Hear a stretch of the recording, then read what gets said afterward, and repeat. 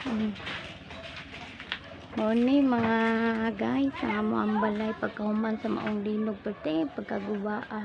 Pero salamat na lang gani ka wala gyud nakalas ng kinabuhi.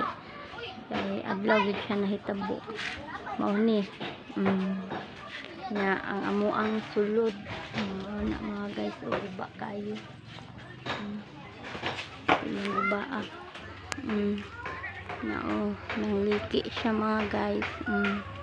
Mao na ang nahitabo pagkahuman sa maong linog guba kay mga balay. Mao na amo ang silingan kasiplit ng nag-crack siya niya. Dere mao na ang nahitabo sa among likod. Guba jud kaayo pati amo ang CR pati yung gubaa ang pinagyud siya masilbi. Hadlok na gyud siya kay puy-an, hadlok na gyud siya tulugan yun.